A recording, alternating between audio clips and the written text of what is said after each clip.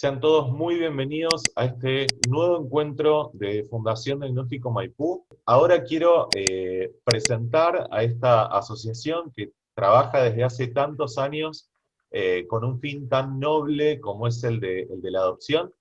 Quiero presentar a Pilar, a Gabriela y a Laura de Ser Familia por Adopción. Desde ya darles las gracias en nombre de Fundación Diagnóstico Maipú y de toda la comunidad que nos está acompañando por animarse a sumarse a este espacio de encuentros de Fundación Diagnóstico Maipú. Ahora sí, la palabra entonces es de ustedes. Gracias. Como siempre, las agradecidas somos nosotras, porque tener un espacio para que gente que quizás ni siquiera pensó en su vida en adopción quiera escuchar de qué se trata, para nosotros es un gran gusto. Les contamos que no sé si en la pantalla ustedes podrán verlo, pero yo soy la de arriba, Laura Salvador. Hace 10 años que fundé Ser Familia por Adopción, y un poco la gran motivación en ese momento fue que, a pesar de que yo ya tenía dos hijos por vínculo adoptivo, después adopté el tercero, la gran motivación era que uno buscaba información en aquel momento y no encontraba mucho, había un solo libro, una sola autora que hablaba de adopción, y bueno, y nos ayudó mucho la virtualidad, que se creó Internet, se creó Facebook, y entonces eso nos permitió informar a más personas, y así la asociación fue creciendo en todo este tiempo. Chicas. Bueno, la que está segunda en las fotos soy yo, mi nombre es Pilar Arias Iglesias, soy mamá de 5 hijos, 4 por vínculo adoptivo, somos familia por adopción, digamos, con un hijo biológico. Junto con las chicas trabajamos en Ser Familia, y al igual que el AWI, cuando nosotros adoptamos los chicos, no existían todas estas posibilidades de encontrarnos, de ser acompañados. Entonces me pareció muy importante, a medida que fue pasando el tiempo y que las redes fueron tan importantes también para nuestra vida, unirme a Ser Familia por Adopción desde hace muchos años, y bueno, trabajar para eso, para acompañar, para ayudar a formar, para sostener familias por adopción. Bueno, mi nombre es Gabriela Parino y soy la tercera de la foto. Mi recorrido familiar empezó en el 2010, justo en el momento que empezaba a existir Ser Familia por Adopción, así que a los poquitos meses de inscribirnos con mi esposo, el hecho de buscar información en las redes sociales y en la página web nos permitió encontrarnos con una asociación que nos sostuvo muchísimo, que nos permitió abrir nuestra perspectiva, corrernos de prejuicios y mitos que nos habitaban, y bueno, y me sumé al trabajo constante, se generó una amistad, y también empecé a colaborar muchísimo, hasta participar hoy en día con Pilar y con Laura, en el trabajo cotidiano desde 3 ciudades distintas de la provincia de Buenos Aires, y mucho a través de las redes sociales.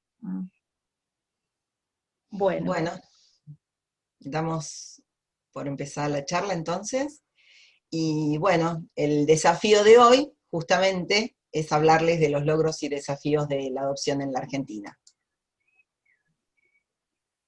bueno, nosotros siempre decimos que la adopción requiere sí o sí una mirada diacrónica, una mirada que no se quede, digamos, limitada en el presente, sino que pueda contemplar todo el proceso que ha hecho la adopción en la Argentina, ¿no? Siempre hablamos de mirar la película y no quedarnos contemplando la foto. Bueno, acá hicimos una línea de tiempo, como las que hacíamos en la escuela, y para tener idea de que cuando no existía legislación en nuestro país, sino que nos regíamos por la legislación española, se creó en 1779 la Casa de Niños Expósito, ¿no? Esta fotito es representativa en ese torno. Los niños eran dejados por las mujeres que no querían criarlos, ¿no? Recién tuvimos legislación propia en el año 1880, pero en ese primer Código Civil que tuvimos, que rigió hasta el 2015, Vélez Sarsfield consideró que no era necesario legislar sobre adopción, porque no era necesario dar lugar, digamos, en la ley, a personas que la naturaleza no había puesto en una familia. Así que en 1880, sobre adopción hubo un silencio sobre el tema. No vamos a detenernos demasiado en cada una de las leyes, pero sí les voy a contar que la primera ley de adopción surge en el año 1948, años después del terremoto de San Juan, que dejó a muchos niños sin familia.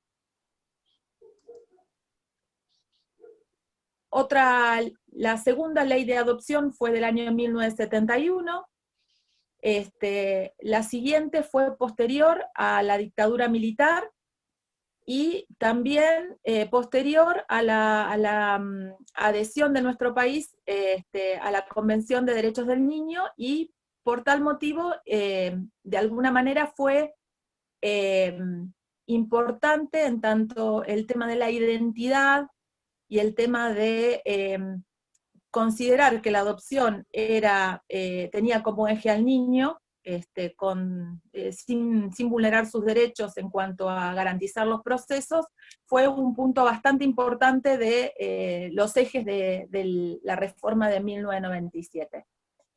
Y bueno, llegamos al 2015, nosotros ya teníamos 5 años como asociación funcionando, y veníamos bregando por cambios en la ley, especialmente poniendo el eje en que se establecieran plazos para que los niños no quedaran eternamente institucionalizados, como pasaba antes del 2015, y participamos en mucho de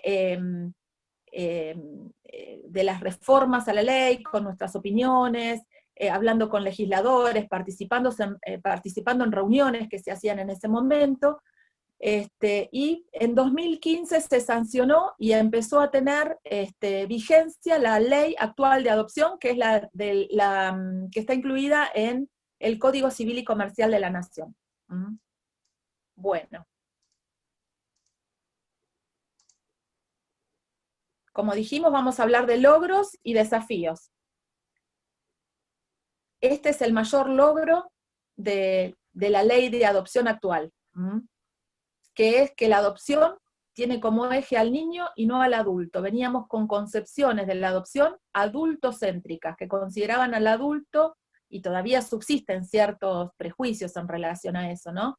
Entonces, lo más importante de la ley es que ya desde su definición estipula, explicita que el niño es el eje de la adopción y que es sujeto de un proceso que restituye su derecho a crecer en familia. Esto después de... dale. A partir de justamente de la Convención de los Derechos del Niño y de entender al niño como un sujeto de derecho y no como un objeto de protección, porque hasta ahora los niños eran tutelados por el Estado, o sea, había toda una filosofía pensando justamente al niño como un objeto de protección. Se entendió que no, que es un sujeto de derecho, que tiene derecho a tener una familia, primero la de origen, y si no puede ser así, una familia por adopción, que tiene un derecho a un nombre, a una identidad, a que se agoten todas las medidas tendientes a que pueda volver con su familia de origen. Eso creo que es lo más importante, tener la conciencia absoluta de que el primer derecho es el de vivir en su familia de origen. Cuando esto no es posible, se acude o se echa mano, digamos, de la adopción, ¿no es cierto? Y en este cambio de ver al niño como un sujeto de derecho y no como un objeto, es que empieza a pensarse que el niño no es un objeto que podemos pasar de una familia a la otra, sino que tiene que intervenir el Estado, que tiene que garantizar que en esta nueva familia no se vuelvan a vulnerar sus derechos, que no es un objeto de intercambio y que el niño no es un objeto que viene a satisfacer nuestras necesidades personales, nuestras necesidades de hijo o de familia, de ampliar nuestra familia con hijos. Como Por ejemplo de último, esto, perdón, dale. perdón, Naui, como ejemplo de esto, quizás en la época que existía la Casa de Niños Expósitos, muchos adultos iban buscando niños que los pudieran ayudar con las tareas del hogar o con el trabajo, ¿no? Estaba el niño como considerado como alguien que podía ser criado a cambio de alguna manera, resolver algunas necesidades de los adultos. Un ejemplo también es la serie, si es que la han visto, de Anne Witty, donde también buscaban un varón que pudiera ayudar en las tareas de la granja, ¿no? Bien. En esto de los logros, que se ve como un logro, que no es un objeto de protección y que pasa de una familia a otra, es realmente garantizar el derecho del niño. Los niños llegan a la adopción porque sus derechos han sido vulnerados. Entonces, lo que se quiere como una medida de protección de alguna manera es respetar esos derechos, estos que fuimos nombrando antes, el derecho al nombre, a la identidad, y también el de poder buscar una familia adecuada para él sin tener la necesidad de pasar de una familia a otra, de una mano en otra. Bien. Otro de los temas que habíamos hablado era la prohibición de la entrega directa. En el 2015, junto con la creación del nuevo Código Civil y Comercial, uno de los artículos habla expresamente de la prohibición de la entrega directa. La entrega directa anteriormente era concebida en algunas provincias donde se homologaba la ley, y entonces la familia podía arreglar de alguna manera la familia de origen con una familia que deseara tener ese niño. A veces había trueques de cosas materiales, otras veces había dinero de por medio, otras veces no. Sinceramente era una entrega donde la familia elegía. Bueno, esto en este momento está prohibido, ¿sí? Esto pasó a ser delito. Y bueno, está todavía la concepción en algunas personas que no conocen la ley, en que esto se puede llevar adelante. Así que la familia de origen puede elegir a quién dejar a su hijo.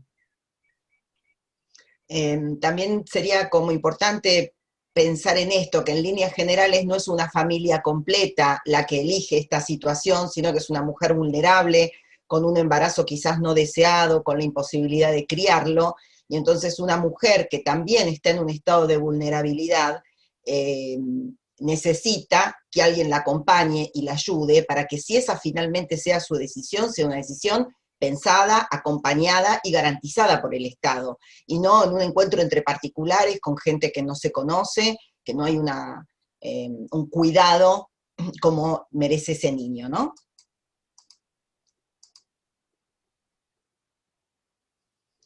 Bueno, uno de los logros que también ha habido en estos tiempos es que en esta búsqueda de familia para niños que necesitan una, sucede que a veces no se encuentra una familia, o porque el niño, por ejemplo, es un adolescente, o porque es un grupo de muchos hermanitos, o porque tiene algún problema de salud, y en los registros no hay postulantes dispuestos o disponibles a adoptar niños que tengan esas características.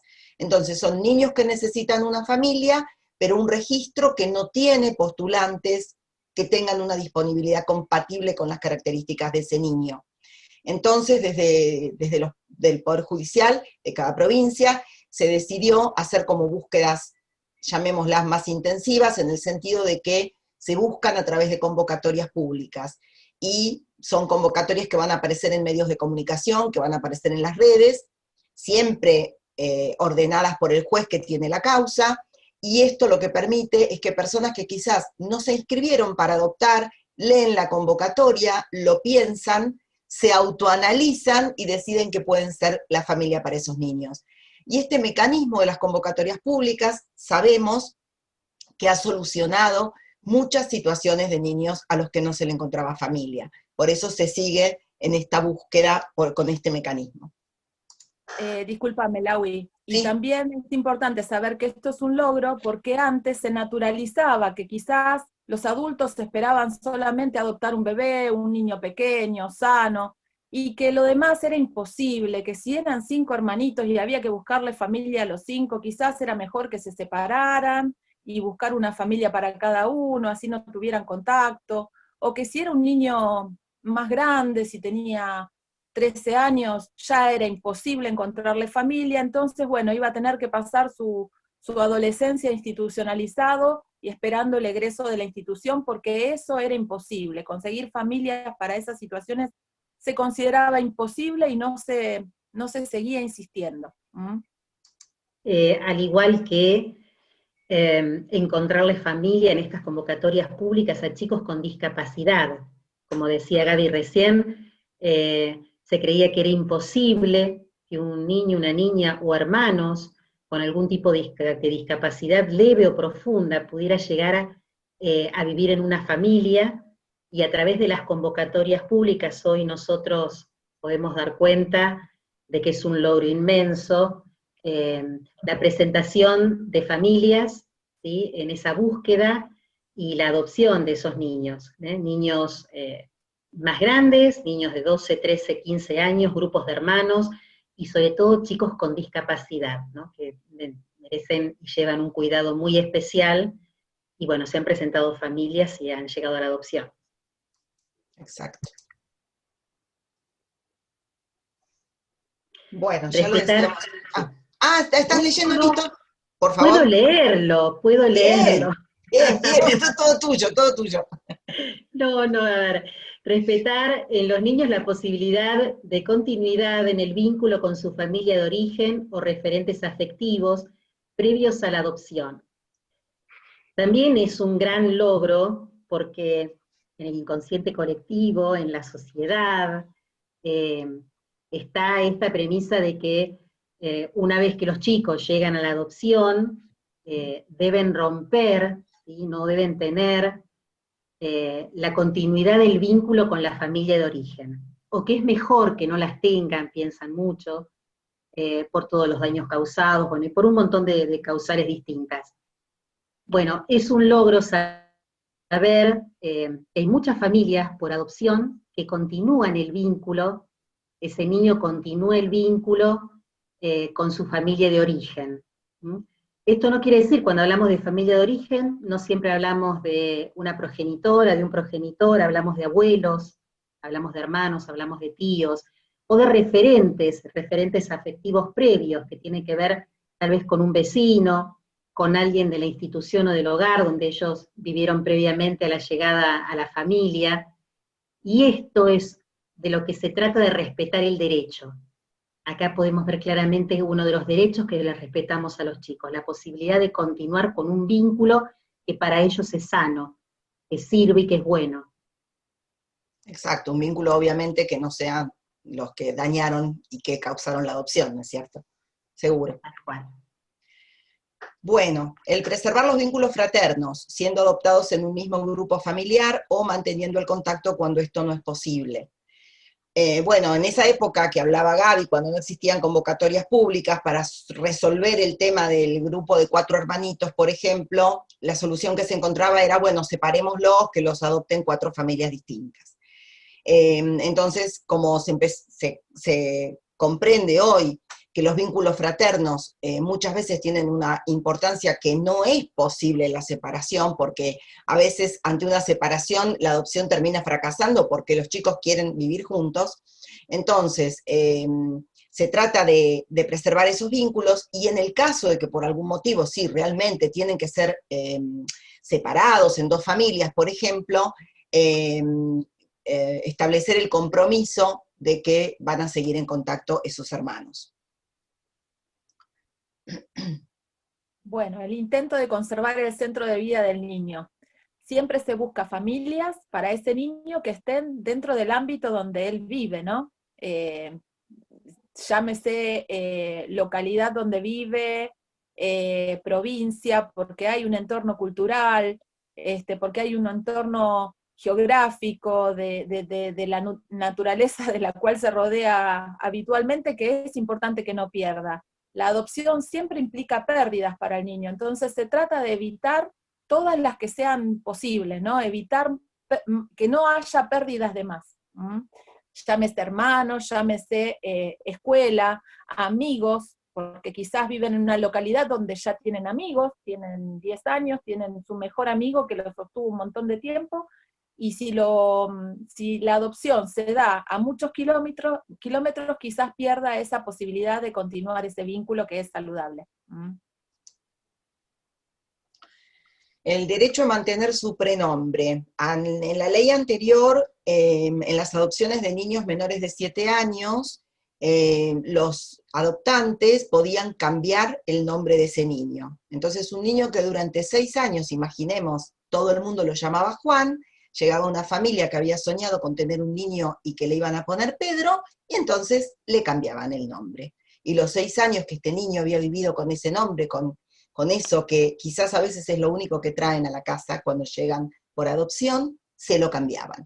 Bueno, en esta nueva ley se establece este derecho, esta obligación en realidad para los adoptantes y para el Estado de mantener ese prenombre, salvo que por algún pedido muy especial de ese niño lo quiera cambiar, o quiera agregarle algún nombre, o quiera cambiar el orden de los nombres que ya tiene, pero tiene que ser un pedido del niño y tiene que tener un fundamento que muchas veces es el recuerdo de un familiar que lleva el nombre por esa persona y entonces lo quiere borrar del planeta, pero si no, es el derecho a mantenerlo. Bueno, derecho a ser oído. En el proceso de adopción los niños son oídos, tienen que leer cuáles son las necesidades familiares que tienen. Algunas veces elegir la familia más adecuada para él tiene que ver con poder escuchar a ese niño, ¿no? Poder escuchar sus necesidades, sus limitaciones, que quizás un niño no va a poder vincularse con un papá porque tuvo una situación muy difícil y traumática con su papá, entonces solamente quiere tener una mamá, o al revés, ¿no? Entonces, escuchar al niño permite también que las personas, que los profesionales que trabajan en adopción puedan encontrar la familia más adecuada a él. Y también saber escuchar cómo se va incluyendo, cómo se va sintiendo a la familia por adopción. Tiene derecho a ser oído, y desde ese escuchar al niño se va ordenando el proceso de adopción.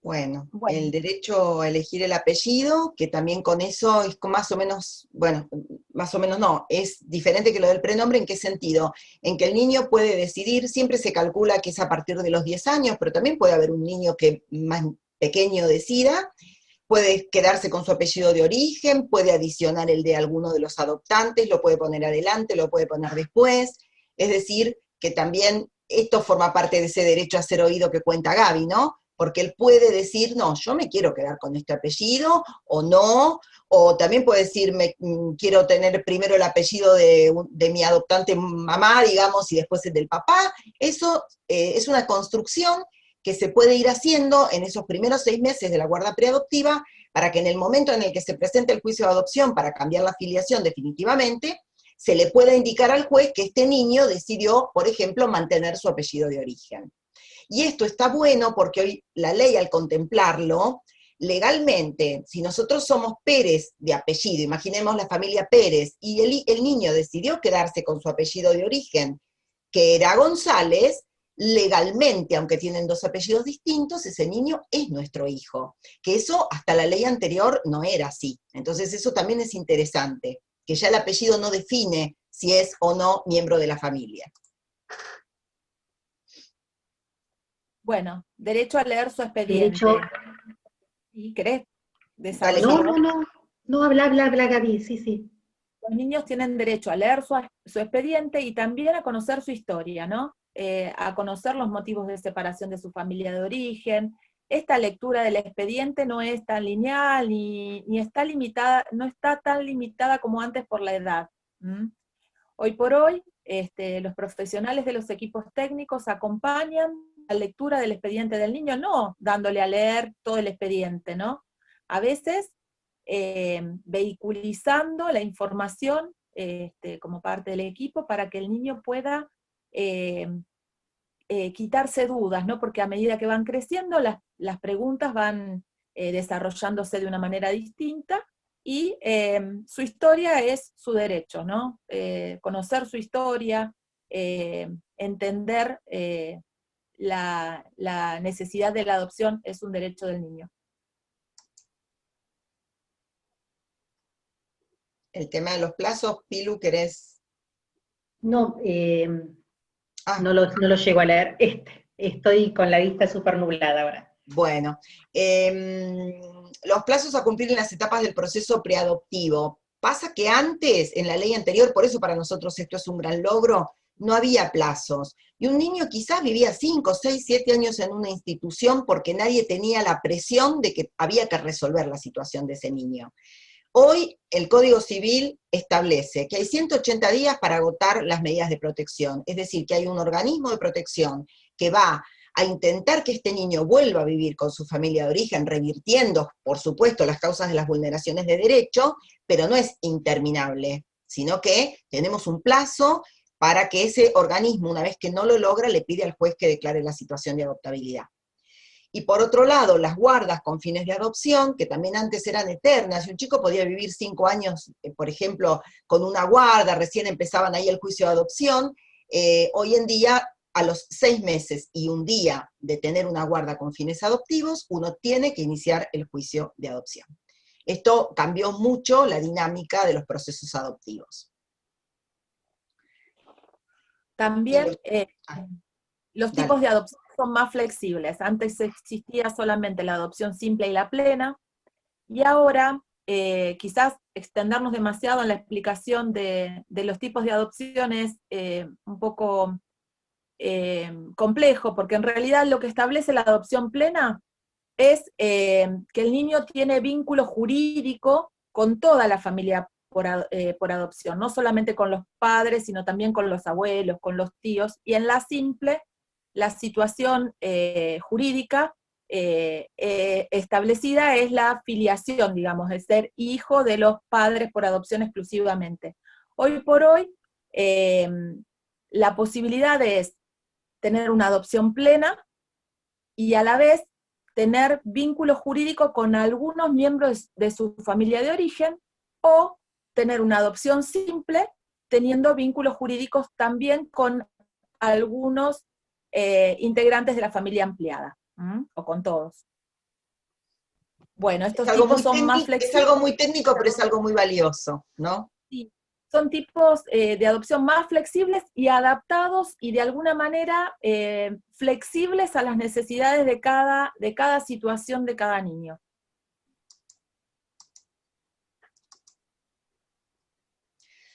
Bueno, otros logros que se han ido obteniendo más allá de la reforma del Código Civil, porque esto fue anterior. En nuestra época, cuando cualquiera de nosotras tres adoptamos, existía algo que se llamaba graciosamente el tour adoptivo, porque uno se anotaba donde vivía, pero después podía viajar por todo el país e ir anotándose en Corrientes, en Misiones, en Jujuy, iba viajando. Bueno, a partir de la creación de la Red Federal de Registros y de la adhesión de todos los registros provinciales, se centralizó todo en un solo lugar. Entonces, cada uno se anota dónde vive, y eso pasa a formar parte de la red nacional, con lo cual después uno puede ser convocado, si es necesario, desde otra jurisdicción que no sea donde uno se anotó.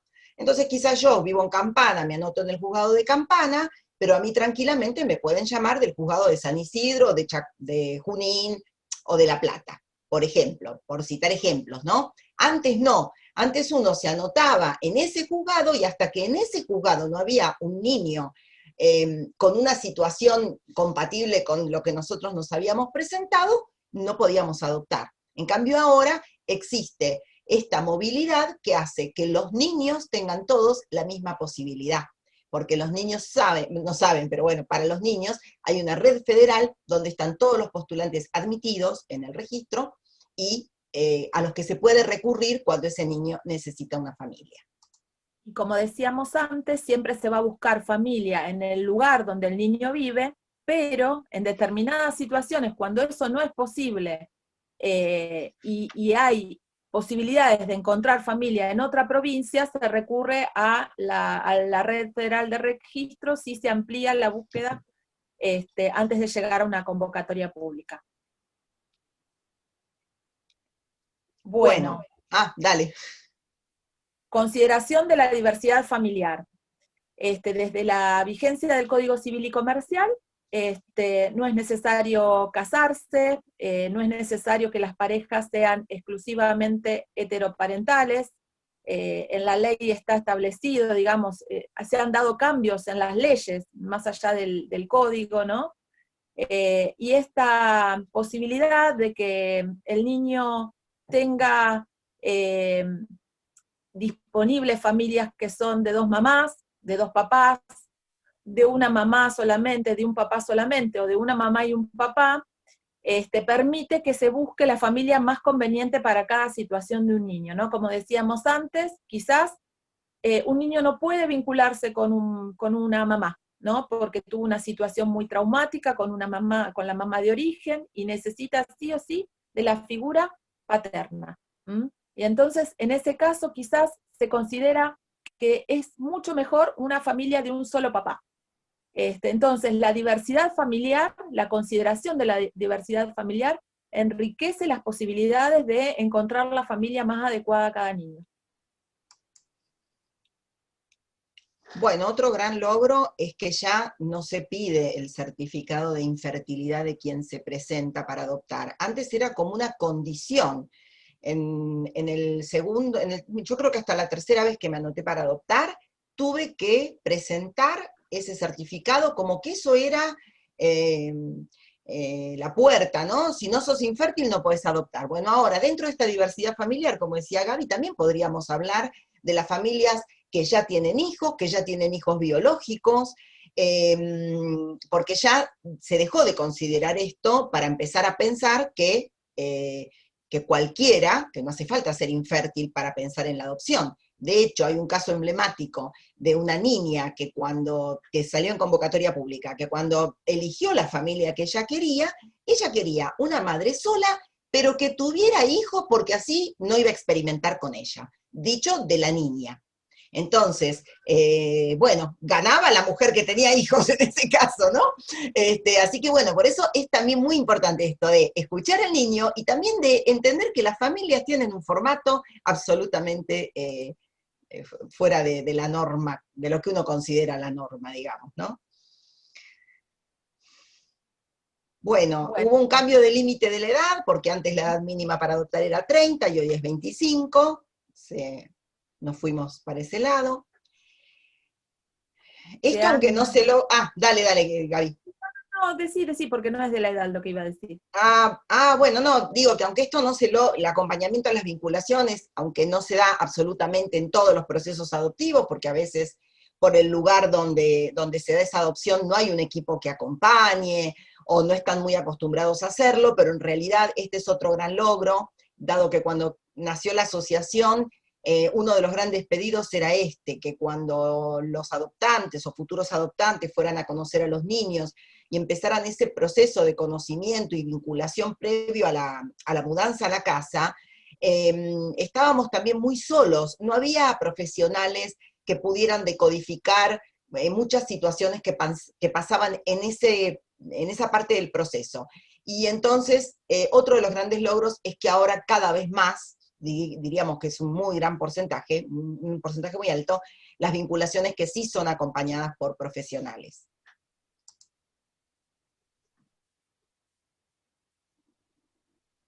¿Estás ahí, Gaby? Sí. Veo poco yo también, porque estoy sin los lentes. Te lo leo. Dice la posibilidad de que una mujer o una pareja expresen su deseo de no ahijar al niño. Bueno, en relación a esto,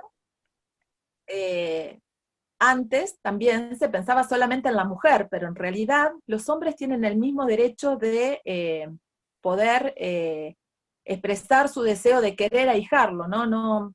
Hoy por hoy los modelos familiares están más despojados de estos prejuicios y la ley contempla estas situaciones. Pilar, ibas a hablar.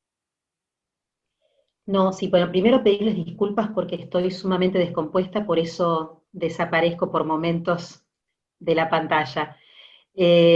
Con respecto a esto, la posibilidad de la mujer o de la pareja expresar el deseo de no ahijar es tan importante porque se sigue sosteniendo en muchas ocasiones, o el miedo, manifiestan el miedo de que sea un delito, y realmente tienen la posibilidad de poder hacerlo, de presentarse en los hospitales, donde se atienden y manifestar en los servicios sociales el deseo de no ahijar ese niño que esperan, y no es delito, por el contrario, se hace todo un trabajo previo a la llegada de ese niño, lo mismo que presentarse en los juzgados de familia para poder manifestarlo.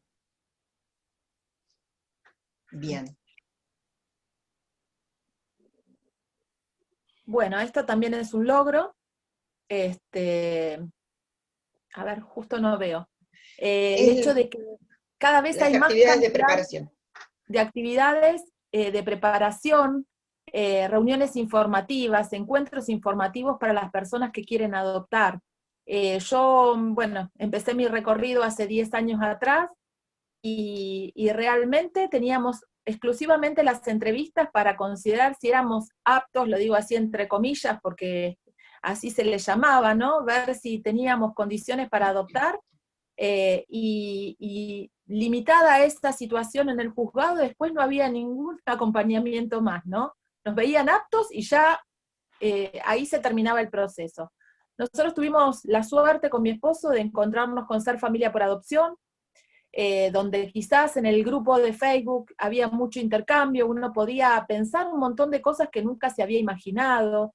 Después aparecieron las actividades presenciales que empezaron a organizar desde la asociación, a juntarnos con otros, a escuchar las situaciones de familias, ¿no?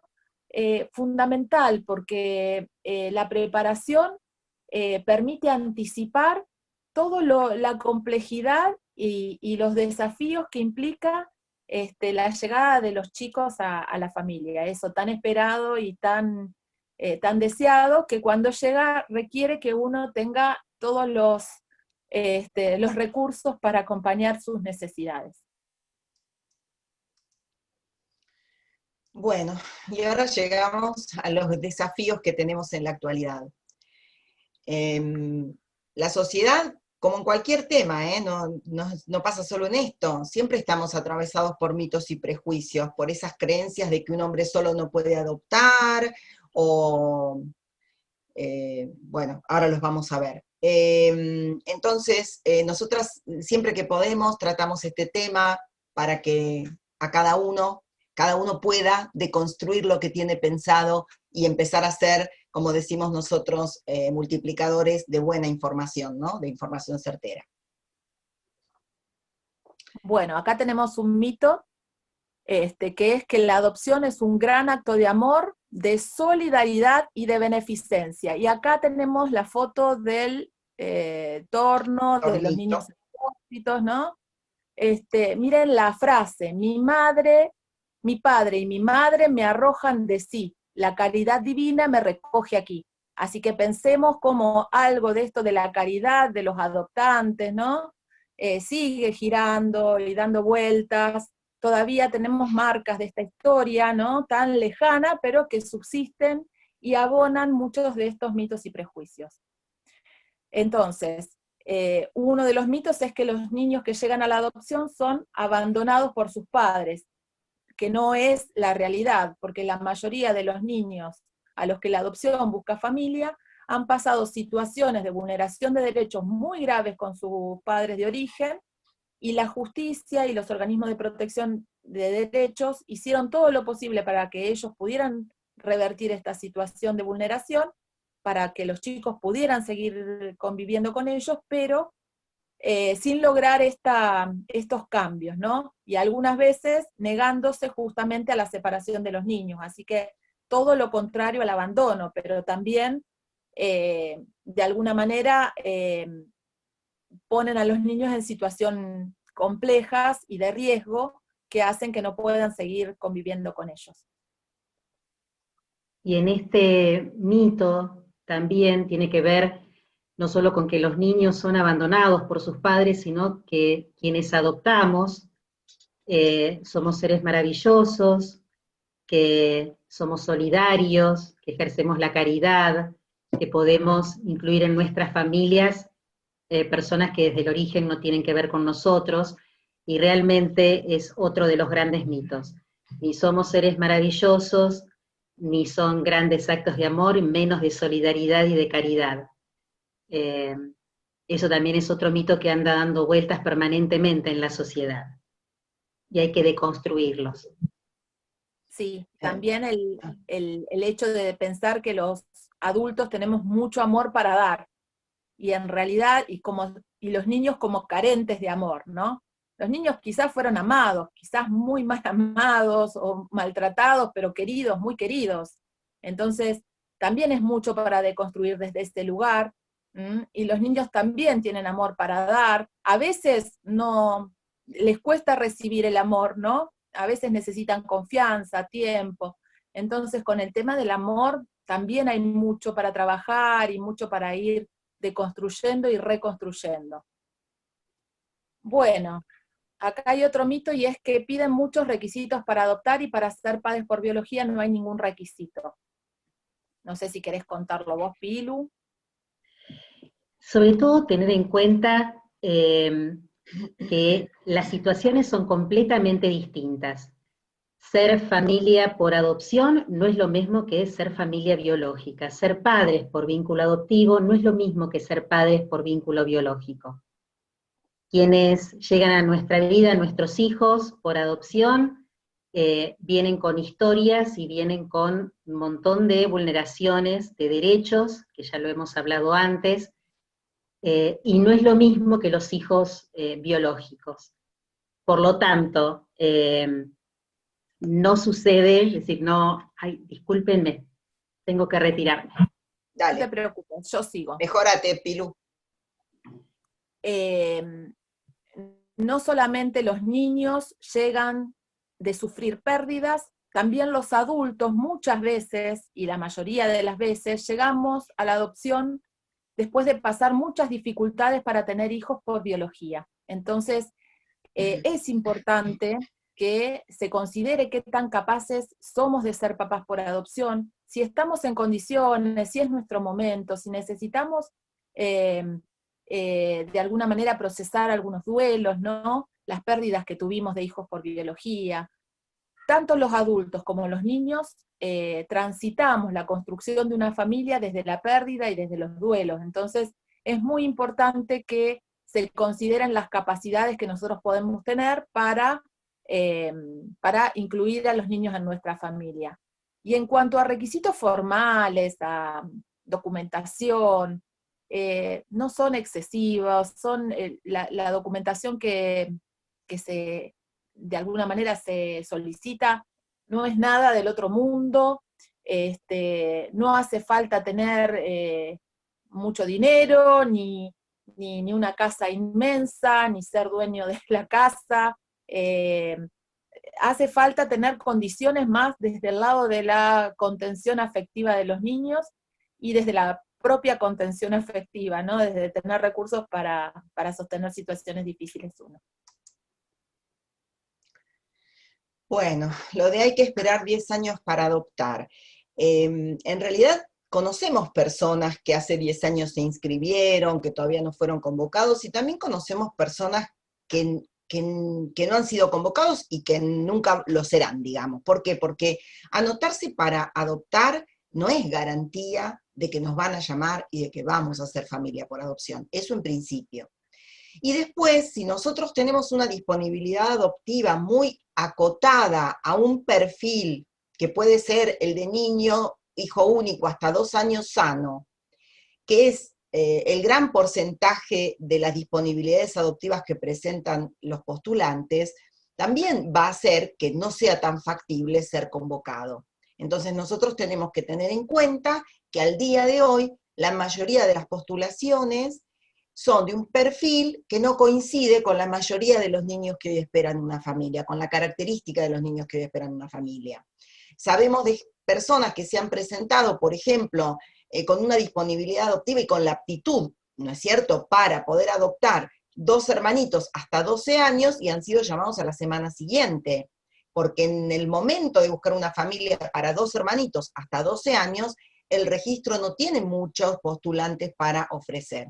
Entonces, no es solo, entonces me anoto para 2 hermanitos hasta 12 años porque me van a llamar más rápido, no, me anoto con esa disponibilidad porque tengo la aptitud suficiente para llevar a cabo una familia con esas características. Bueno, otro de los prejuicios es que adoptar chicos grandes es un problema y adoptar bebés es amoldarlos a nuestras costumbres. La adopción siempre implica complejidades, necesidades especiales de los chicos para acompañarlos en sus dudas, en sus dificultades, ¿no? Y en realidad esto es un prejuicio bastante común, porque en realidad somos los adultos los que nos tenemos que amoldar, flexibilizar a las necesidades de los chicos, sean bebés o sean adolescentes, para poder generar un proceso familiar sano, ¿no? Una construcción familiar sana. Bueno, esta es otra idea que deben haber escuchado varias veces, el miedo de que la familia de origen puede llegar a arrepentirse de la separación de ese niño. Recién hablábamos algo de esto, ¿no? Las familias de origen muchas veces se niegan a la posibilidad de separación de sus hijos por biología, y es la justicia la que separa a los niños por vulneraciones de derechos graves, y busca a la familia por adopción. Entonces, desde la vigencia del Código Civil en 2015 existe algo que se llama Declaración de la Situación de Adoptabilidad, que implica que desde el momento que se establece, la familia de origen ya no tiene posibilidades de que el niño vuelva a vivir con ella, ¿no? El niño, esta declaración de situación de adoptabilidad implica que el niño ya necesita sí o sí una familia por adopción y no hay vuelta atrás en el proceso. Esto es un logro porque es, de alguna manera, establecer un proceso mucho más claro, mucho más, más claro, más prolijo.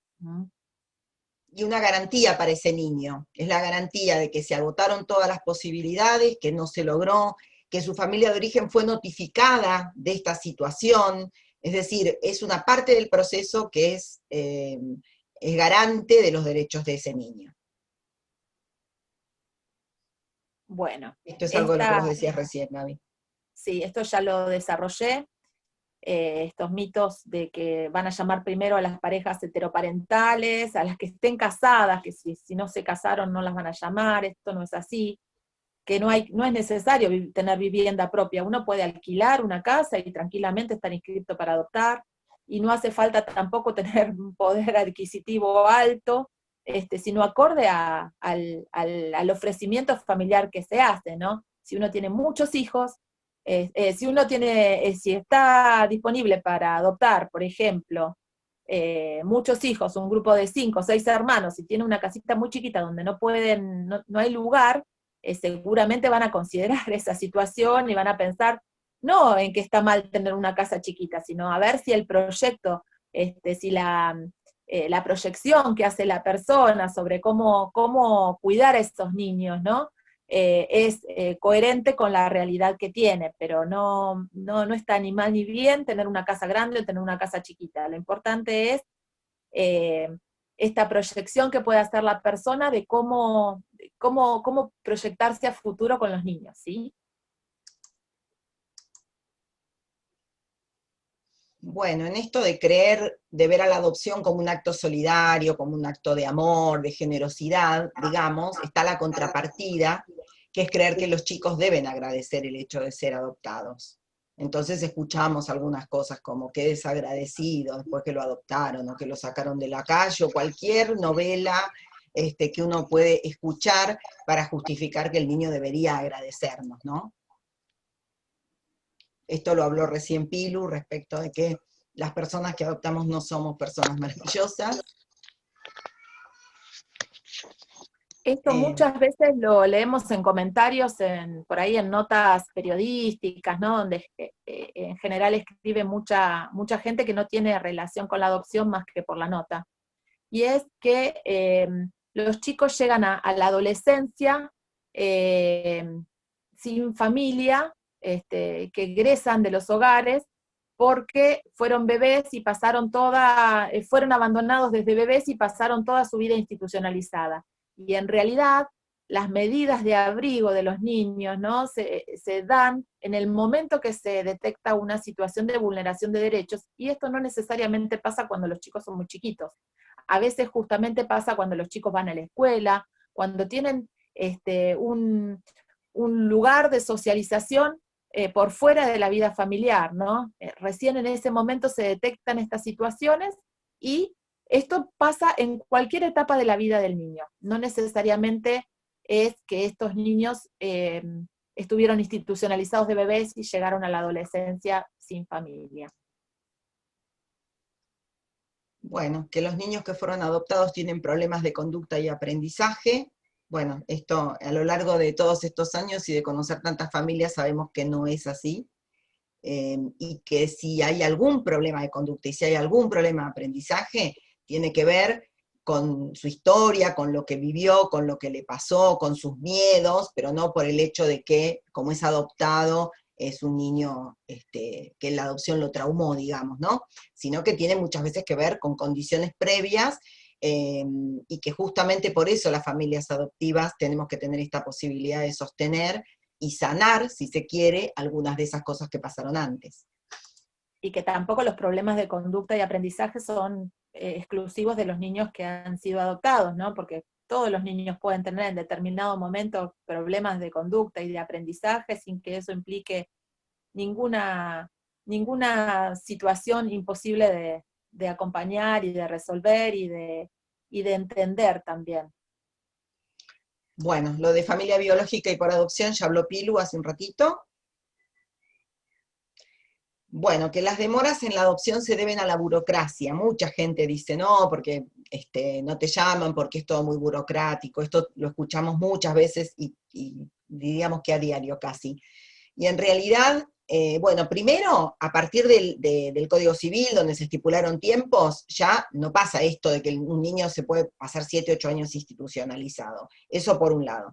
Y por otro lado, tiene más que ver con la disponibilidad adoptiva y con cuánto nosotros seamos capaces de movilizar esa disponibilidad adoptiva y salirnos de un esquema de, como digo siempre, un niño sano hasta 2 años, para tener mayores posibilidades de ser llamado o de que la demora no sea tanta, digamos, ¿no? Pero tiene mucho más que ver con nuestra forma de participar, de armar esta futura familia, que con cosas que pasen de afuera, porque en realidad una vez que uno está inscrito y tiene el apto, ya no pasa por una cuestión burocrática que a uno lo llamen o no lo llamen. No existe el dedo, no existe esto de, me eligió a mí, no eligió al otro, porque se piden las carpetas en el registro manda las que corresponden a esa disponibilidad adoptiva, y de esas carpetas, que a veces son 5, a veces son 10, el juez decide cuál es la mejor familia para ese niño. Lo más importante es tener en cuenta que no hay tiempos para los adultos, los tiempos son los de los niños, y que en realidad los tiempos de espera de los adultos no son por sí mismos determinados, ¿no? No es que hay garantías de cuánto tiempo se puede llegar a esperar, sino que a los que sí o sí tienen que garantizarles que no pasen los años, los meses, demás, es a los niños. Entonces, en la medida que los adultos tienen ofrecimiento familiar acorde a las necesidades de los niños, la adopción funciona más aceitadamente. Lamentablemente, la mayoría de los niños que necesitan familia no tienen posibilidades de encontrarla porque la mayoría de los adultos que están inscritos para adoptar solo se creen capaces de adoptar bebés y chiquititos, como decía Laura recién. Bien. ¿El otro ya lo explicaste, Gaby? Sí. Y por último, los medios de comunicación se centran en la necesidad del adulto para hablar de adopción. Por suerte ya tenemos algunos medios de comunicación, poquitos periodistas, pero buenos, que han comprendido esto que hablamos de los tiempos de los niños y que no son tiempos de los adultos, y entonces los titulares van cambiando, pero algunos periodistas todavía centran el titular en la frase, esperaron 10 años, o bueno, todo esto que venimos contando, ¿no es cierto? Y que son titulares que siguen abonando mitos y prejuicios. Pero bueno, vamos haciendo una tarea de hormigas, y de vez en cuando tenemos algún titular que hace justicia, digamos. Bueno, tenemos otros desafíos por delante. Aunque ustedes no lo puedan creer, para quienes no conocen del tema, las familias por adopción no tienen licencias laborales para los procesos adoptivos. Entonces, siempre estamos robando días de las vacaciones o pidiendo permisos extraordinarios o, bueno, haciendo malabares para tener tiempo para nuestros hijos, sobre todo la primera parte del proceso. Y después cuando vienen a vivir con nosotros, tampoco tenemos una licencia para que nos instalemos todos en casa y nos empecemos a conocer en ese contexto. Entonces, este es el desafío, el gran desafío para que no sea simplemente patrimonio de algún convenio colectivo de trabajo, sino que sea una ley nacional.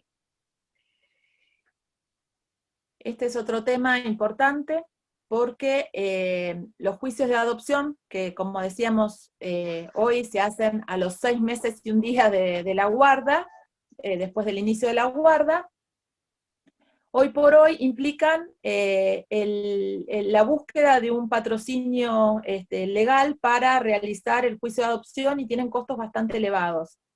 Esto justamente es complejo, ¿no? Porque a veces no, siempre la llegada de los niños a la familia implica mucha movilización, muchos gastos, muchas situaciones atrasadas, no tener licencias, no tener obra social, muchas situaciones que realmente requieren un esfuerzo inmenso por parte de los chicos y por parte de las familias, y se suma otro esfuerzo, que es el económico, para poder pagar los honorarios de los abogados. Entonces, algunas provincias hoy por hoy están considerando esta situación, y es el Estado el que de alguna manera se hace cargo de resolver esta situación, como todo lo que decíamos anteriormente, que el Estado tiene que estar presente para garantizar y para acompañar estos procesos que, insisto, no son en beneficio de los adultos, más allá de todo lo que nos beneficiamos nosotros cuando nos llaman y cuando vivimos con nuestros hijos, porque son en beneficio de los niños, ¿sí?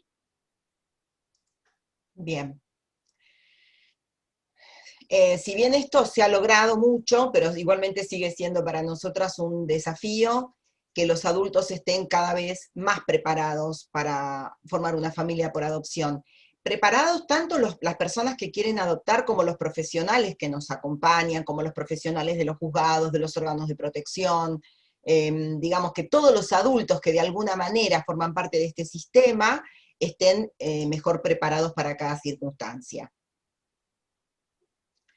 Y por último, el de que creemos firmemente en los equipos profesionales que tengan dedicación exclusiva en adopción.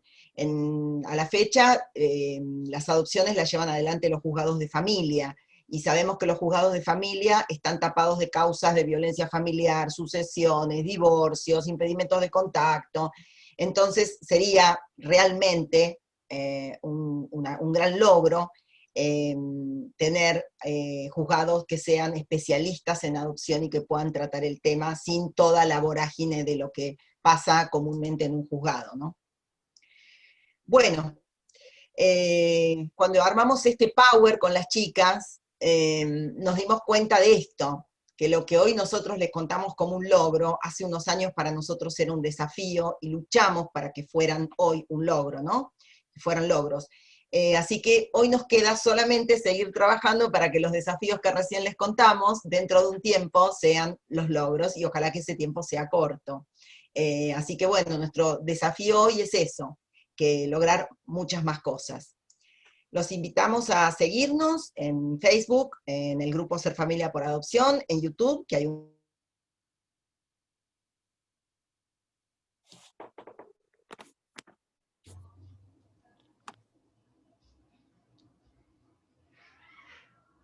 Hola, Gabriela. Ahí me volví a conectar. Ahí estás, ahí estás, ahí te Ay, escuchamos sí, de vuelta. bueno, ya terminaba, es un segundo nada más. Les pongo la última filmina, eh, que les decía esto, que en Facebook nos encuentran como Ser Familia por Adopción, en YouTube como Ser Familia por Adopción, pero con una cruz, y en Instagram, @Ser Familia por Adopción. Les agradecemos a todos los que nos han escuchado y por supuesto a Fundación Diagnóstico Maipú por confiar en nuestro trabajo y confiar que podíamos brindar una charla que pudiese interesar. Así que quedamos abiertas a las preguntas si hay tiempo. No sé, Juan Pablo. Claro que sí, muchas gracias a ustedes por aceptar participar en este espacio. La verdad que no sé, me chocaron algunas cuestiones que mencionaban como mitos. Para mí lo que hacen ustedes es un gran acto de amor, es un gran acto de amor, y lo que hacen desde la asociación es más todavía, porque estar ayudando a personas que están atravesando el proceso de adopción, no solo el proceso de adopción, sino también dar un acompañamiento a quienes ya lograron de alguna manera la adopción.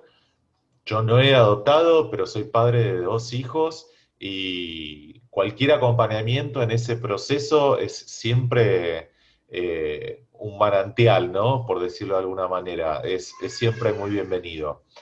Les cuento entonces, este es el momento de estar haciendo las preguntas.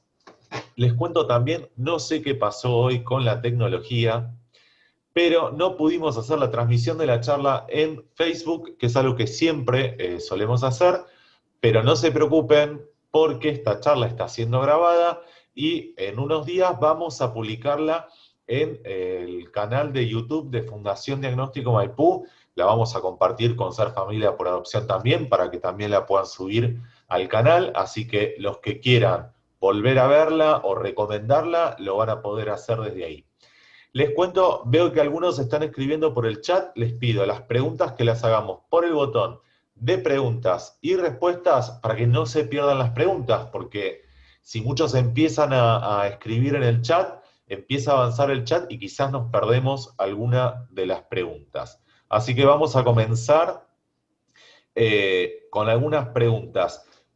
La primera pregunta la voy a hacer yo, algo que quizás para la persona que está en el proceso de adopción ya lo tiene resuelto, quizás ya lo tiene resuelto. Pero yo conozco a muchas personas que evalúan comenzar el proceso de adopción, pero que de alguna manera no terminan de dar el salto, como que quizás tienen ciertos temores. ¿Ustedes encuentran que antes de comenzar el proceso de adopción hay temores que sean comunes en las personas y que de alguna manera quizás dando cuenta de esos temores y dando cuenta de que no tienen mucho fundamento puedan vencerlos para comenzar el proceso de adopción? Puedo empezar yo de una manera autorreferencial quizás. Cuando yo empecé a tener dificultades para ser mamá por biología, pensaba, en la adopción no la pensaba, porque ¿sabés qué? Yo estaba como muy acelerada con los tiempos, entonces decía, no, pero adoptar es esperar 10 años, entonces quizás ese miedo a esperar tanto tiempo directamente me borraba la posibilidad de pensar en la adopción como una opción. Yo creo que muchas veces la desinformación nos aleja de la posibilidad de encuentro con nuestros hijos. Claro. Sí, y lo que me parece positivo es que últimamente, ya hace, te diría que 1 año o 2, se acercan muchas personas a las reuniones del grupo que todavía no están inscritas. Antes venían cuando estaban inscritas o ya los estaban por llamar, pero ahora vienen para saber de qué se trata, para ver si se anotan, y eso es valiosísimo, porque ya de antemano van sabiendo si es para ellos o no. Claro, sí, es que es otra parte del proceso que quizás es difícil de llegar a esas personas porque son claramente decisiones muy personales y que no solo son para personas que quizás tienen algún problema de fertilidad, personas que como contaron ustedes, que Tal tienen cual. quizás chicos si quieren. Yo, por ejemplo, tengo 2 y no descarto la idea de adoptar, porque realmente bueno, tengo un conjunto de ideas que me llevan a, no ahora, pero quizás en un tiempo, poder sumarme a ese proceso. además también en mi historia personal me gustó mucho cuando hablaron del cambio de ley en los procesos de adopción. Mi madre fue adoptada de una manera totalmente ilegal en la década del 40 en Santiago del Estero. Eh, Cosas que eran muy, muy, muy regulares en el interior en décadas pasadas. Bueno, claramente nunca pudimos descubrir, por el marco de ilegalidad, nunca pudimos descubrir los lazos biológicos que yo como hijo sí me gustaría conocer, ¿no? Por más de que haya sido mi madre la que fue adoptada, yo como hijo de ella quisiera poder acceder a esa información y desafortunadamente no puedo. Vamos a comenzar. Fíjate cuántas generaciones pasan. Sí, Fíjate cuántas generaciones pasan y los efectos de estas situaciones no atraviesan solamente a la persona que fue adoptada, sino también a las generaciones que siguen, ¿no? claro, Re interesante lo que estás contando, porque justamente es un derecho del niño poder conocer, poder saber la historia. A veces no es conocer a la persona, pero sí tener idea o enterarse de la historia que lo precedió. ¿Mm? claro, Del niño y totalmente. de los que vienen después. Sí, Y sí, si sí, todo sí, eso hubiese sido regular, quizás tu mamá nunca hubiese tenido el deseo de saber nada, pero vos hoy hubieras tenido a dónde recurrir para saber lo que querés saber. claro, sí, totalmente. Mm. Sí, son situaciones que se van dando. De hecho, ella, bueno, falleció hace muchos años, pero eh, era un secreto familiar. No era algo muy conocido. Antes, Mm. lo que es adopción se manejaba de una manera muy distinta, ¿no? Como es un Sí. secreto que es adoptado. Y hoy afortunadamente ha cambiado. Yo tengo muchos amigos que son adoptados y que lo cuentan a viva voz cuando veo que mi madre quizás, o la generación de mi madre, el acercamiento Totalmente. que tenían hacia eso era totalmente distinto. Bueno, Recién la ley del 97, perdón, recién sí, la ley del 97 expresa el derecho que tiene el niño de que le sea dada a conocer su realidad, su manera de llegar a la familia, ¿no? Su realidad de origen. Recién la del 97, las anteriores no mencionan nada en relación a claro. eso. ¿No? No, hay muchos casos, no quiero seguir hablando, yo conozco un montón, pero de procesos que han sido irregulares, Sí. y que bueno, hoy muchas de estas personas quieren conocer su origen y por más de que busquen y busquen, no hay No hay forma mucha data. de llegar. Las apropiaciones, insisto, vuelvo a interrumpirte, las Sí, apropiaciones tomaron también visibilidad a partir de lo que pasó en la dictadura, pero no claro. pasó solamente en el momento de la dictadura, antes ya era algo establecido y naturalizado también, ¿sí? Sí, sí, sí. De hecho, pienso en una amiga que es un poco más grande que yo, que de hecho fue abuela para ver si había sido una niña, una bebé robada. No lo era, pero había sido apropiada de manera ilegal en ese Claro. periodo. Claro, tal cual. Bien, vamos a comenzar con las preguntas. Preguntan, ¿existe el límite del solicitante, el límite de edad del solicitante para adoptar? La ley no Límite estipula un máximo. límite máximo, perdón, existe el límite mínimo como hablábamos recién, que ahora es 25. Máximo no existe. Lo que sí existe es que en los equipos evaluadores, voy a poner una exageración, me presento yo con 60 y quiero adoptar un bebé y lo más probable es que no me admitan para esa disponibilidad adoptiva. Me consideren o me inviten a pensar en un niño de 12 o 13 años o 15. Pero no porque la ley lo estipule, sino porque pensando en el niño, piensan que una señora de 60 le va a costar un poquito criar a un bebé de 6 meses. Claro. Y lo digo así en forma exagerada, ¿no?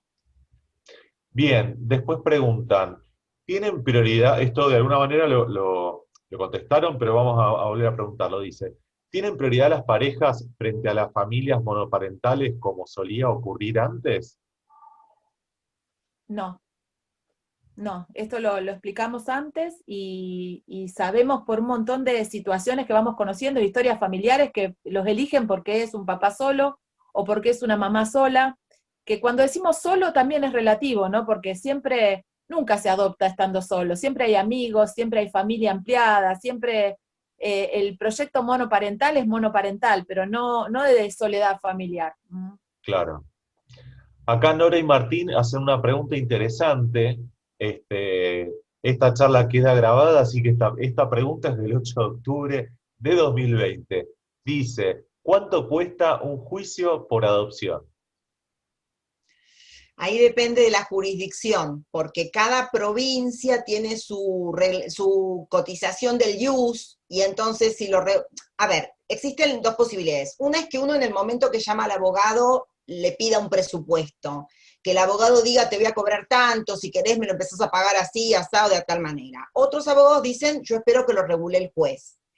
Entonces ahí dependemos de la regulación del juez, que lo regula el IUS, y cuánto vale el IUS en cada jurisdicción. Entonces la verdad es que no estaríamos como muy, pero cifras que escuchamos en este último tiempo son 80.000 pesos, Gaby, no quiero decir, sí, 80.000 pesos. 80 vengo escuchando yo. Claro, y a veces ha pasado de algún caso en particular, que son, por ejemplo, dos hermanitos, que por algún motivo en particular tienen los expedientes separados y lo cobran por expediente. O sea que nosotras somos partidarias de que en el momento en el que alguien empieza a averiguar, que averigüe todo bien antes, porque después la ducha de agua fría, el balde de agua fría es grande. Claro. Entonces, averiguar, preguntar. También sabemos de situaciones en las que el juzgado dijo de ninguna manera van a pagar el juicio, lo hacemos nosotros, o sea, está también esa posibilidad, y también está la posibilidad de recurrir a las defensorías oficiales, los abogados que están, digamos, dentro del Poder Judicial, que hacen los juicios de adopción. O sea, también están esos recursos, pero lo ideal sería no tener que sufrir esta situación de de que sea lo que decíamos hoy, que no sea un factor más de estrés a todos los que se suman cuando de repente uno cambia la vida de un día para el otro. Claro. Acá Matilde comenta, dice, respecto de las licencias, en el Colegio de Nutricionistas de la provincia de Buenos Aires consideran el nacimiento de hijos o la adopción por igual. Así que está sí, claro. Lo que pasa es que nuestra lucha va más allá, porque para nosotros no es lo mismo. Nosotros por eso hablamos de... perdón, Gaby. No, digo, nosotros hablamos por eso de licencias para procesos adoptivos, porque nosotros no tenemos la posibilidad de licencia cuando tenemos que ir a inscribirnos, cuando tenemos que ir a hacer, notificarnos de un oficio, cuando tenemos que hacer la vinculación. Entonces a nosotros, eso de que nos dicen, che, te vamos a dar 6 meses, imaginemos, cuando sale el juicio de adopción, ya no sirve, porque para todo eso nos vinculamos, los chicos vivieron en casa 6 meses, nosotros necesitamos una licencia, mejor, yo digo nosotros, pero son nuestros hijos, ¿no? Una licencia completamente diferente, sin sumar que en algunos convenios colectivos te dan esta licencia, pero si el chico tiene más de 7 años, no, porque es grande.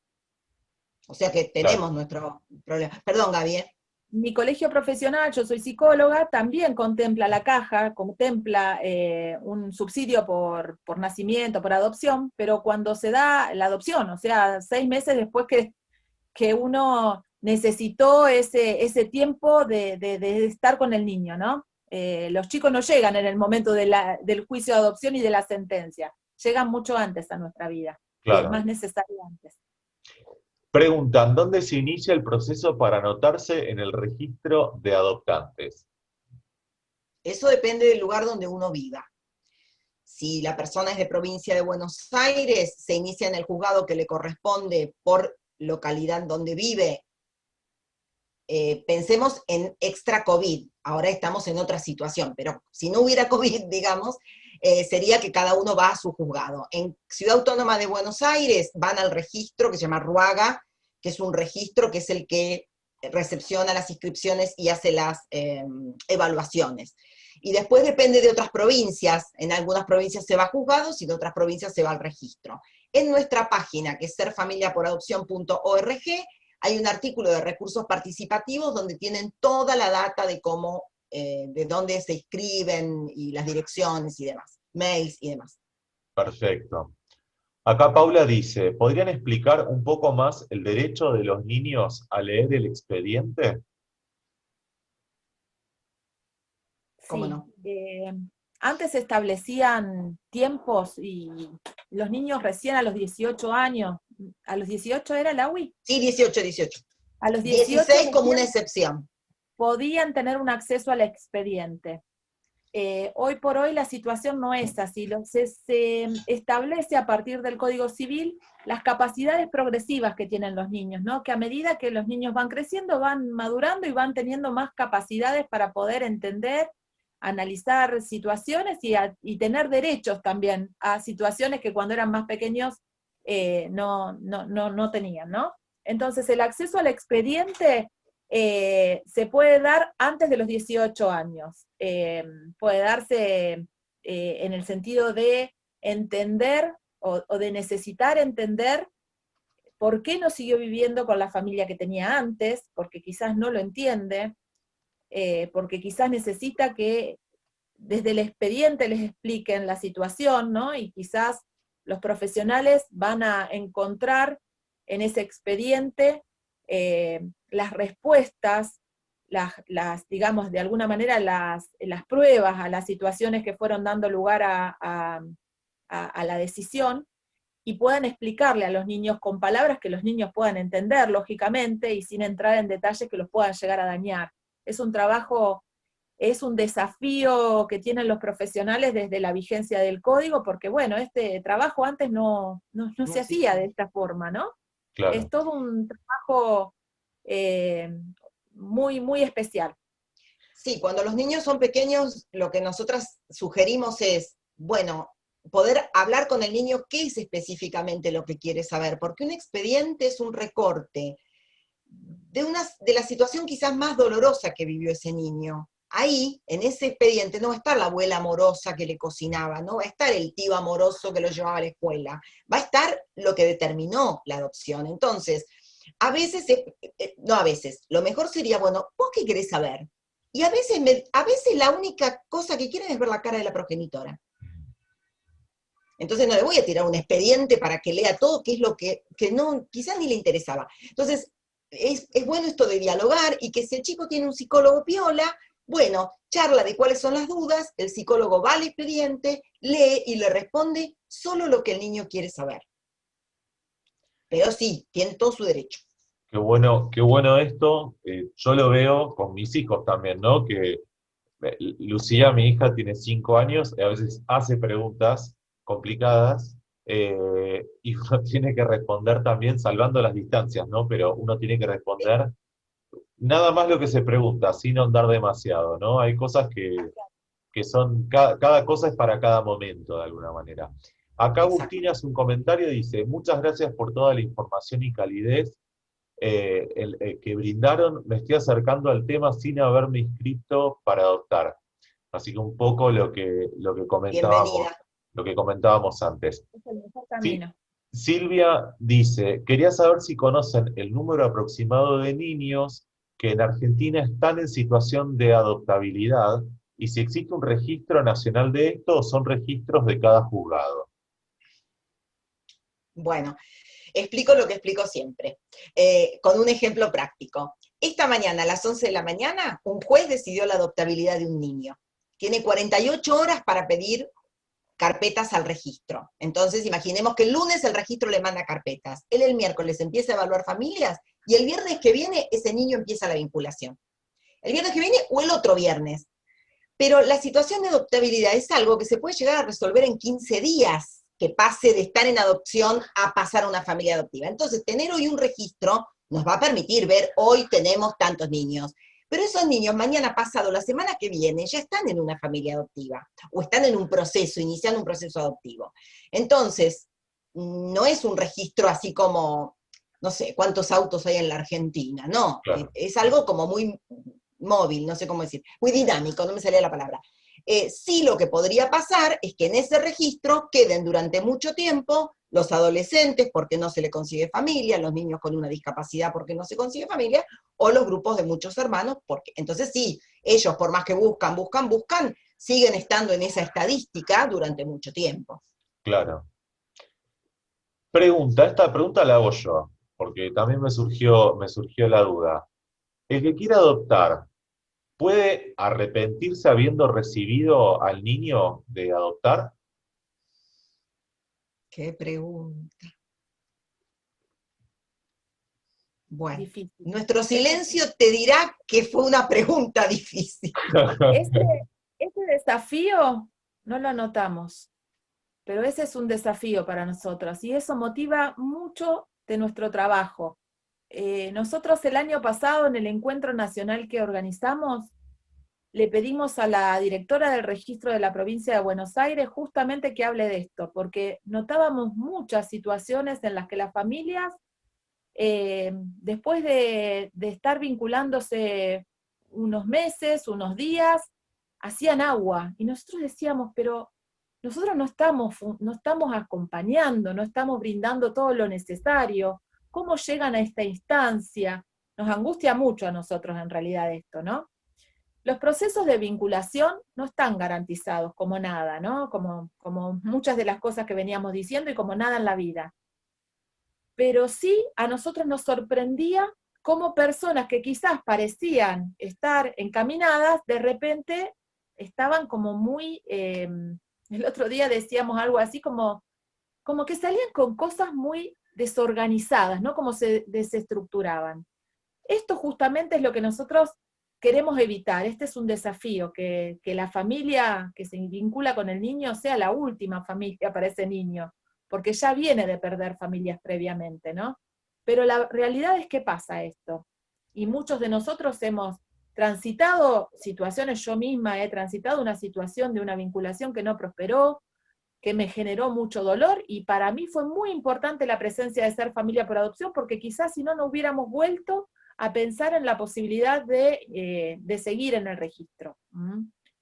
No se trata de probar, no se trata de ver si me siento cómoda y bien, y si no o arrepentirme, pero sí se trata de saber que los procesos de adopción no son simples, son complejos, porque a uno se le ponen en juego muchas cosas difíciles, las capacidades que teníamos, quizás las que No pensábamos alcanza. que teníamos desaparecen, o al revés, o desarrollamos capacidades que la verdad ni imaginábamos que teníamos. Entonces, de alguna manera se pone en juego esta complejidad con la complejidad que viene trayendo el niño, ¿no? Lo que nos pasa a nosotros, lo que le pasa al niño, y fundamental que el adulto tenga mucha flexibilidad, mucha tolerancia a la frustración, mucha paciencia, eh, mucha empatía, mucha capacidad de identificar que muchas de las complicaciones en el vínculo tienen que ver justamente con que la cosa anda bien, porque cuando aparecen los problemas es porque realmente los niños sienten que puede haber problemas en la familia, y en una de esas ver si estamos o no, si somos incondicionales o no, si estamos o no Nos ponen a prueba, digamos. con ellos más allá de lo que pase. ¿Mm? Sí, nosotros apostamos en estos últimos años, parecemos a veces medio las malas de la película, ¿no? Pero nosotros apostamos a explicar siempre que esto es complicado, que es un camino difícil, que vamos a tener complicaciones, porque no sirve pensar, ay, yo total tengo mucho amor para dar, con eso no alcanza. Entonces, si pensamos que, no, total llega un nene a tu casa y viste que es como mi sobrino, mucha gente dice, no, yo me anoté hasta 10, porque como tengo sobrinos de 10 años, es que ese niño que va a llegar a tu casa no se va a parecer en nada a tu sobrino. Entonces, si las personas pudiéramos todos entender esto, estaríamos como más preparados para la dificultad y no creer en una novela que después, si no se da, tenemos que estar sólidos para responder. Sí, sí, Sí, sí, sí, porque hay totalmente. otra realidad, y es que en todas las familias surgen dificultades, pero cuando surgen en las familias por adopción, aparece algo de lo ajeno, ¿no? Esto de, entonces si el niño hace esto, debe ser que no me quiere a mí como padre. ¿Será que esto no está funcionando? Se tiende a pensar el problema como algo que hace a la dificultad en el vínculo entre padres e hijos, y padres e hijos ajenos, entre comillas, ¿no? Eh, entonces, la adopción tiene como una prueba doble, que es, que es justamente donde se tiene que poner en juego la incondicionalidad a prueba de balas. Claro. Acá Paula hace un comentario, dice, hace un año adoptamos 2 hermanos de 4 y 6, y es cierto que al principio de la convivencia los chicos tienen terror a ser devueltos. Siguen vinculados con una hermanita de 2, adoptada por otro matrimonio cercano a casa, y otro hermanito más chico, adoptado por una familia de 2 papás. De ser 2 con mi marido, pasamos a ser una familia de 10. 4 niños, hermanos y las parejas de los padres. No tengan miedo en adoptar niños, no bebés, es maravilloso. Ese también es un gran desafío, empezar a pensar en una familia de, como dice Paula, de 10. Y también, que no es poca cosa, que ha pasado en algunas situaciones, el hecho de esta división de hermanos, tal cual la cuenta Paula, y que en la mitad de alguna de esas vinculaciones, una de esas vinculaciones fracasa, y nuestros hijos, ya viviendo con nosotros, son testigos y partícipes de que su hermano fue devuelto, entre comillas. Entonces eso también es, o sea, nosotros también tenemos que estar preparados para sostener a nuestros hijos cuando ven que un hermano de ellos no fue exitosa esa vinculación. Por eso es que no podemos comparar nunca una familia adoptiva con una familia por biología. Son las historias muy diversas y complejas. Claro. Bueno, muchos mensajes nos han llegado de agradecimiento. La verdad es que es un tema muy interesante. Estos últimos comentarios a mí me llevan a pensar una charla que tuvimos el año pasado, si mal no recuerdo, con una psicóloga o psiquiatra, no quiero mentir, pero que hablaba de precisamente, la charla se llamaba Familias del siglo XXI, y hablaba de toda la nueva gama de conformaciones familiares, ¿no? Porque uno quizás está acostumbrado a pensar en la familia como madre, padre, y hoy no, hoy hay familias homoparentales, hay familias monoparentales, es decir, de una persona, hay familias que se ensamblan, esto que comentaba Paula también, es de alguna manera una gran familia ensamblada a través de la adopción, ¿no? Son nuevas formas que van surgiendo. Así que los invito también, si les interesa, a acceder a esa charla, contarles que en unos días esta charla va a estar subida al canal de YouTube de Fundación Diagnóstico Maipú y seguramente también el de Ser Familia por Adopción. Agradecerles, Laura, Gabriela y Pilar, quien no pudo estar hasta el final. Agradecerles a las 3 por haber compartido este espacio con nosotros. Seguramente hay muchas personas que están en un momento de intensidad hoy o quizás en los meses venideros y que pueden encontrar en esta charla una contextualización, una idea principal como para poder comenzar a avanzar en este camino, así que estoy súper, súper contento de haber podido compartir este momento con ustedes. Bueno, gracias a vos, Juan Pablo, y sabés que siempre estamos dispuestas a estar con Fundación Diagnóstico Maipú cuando haga falta.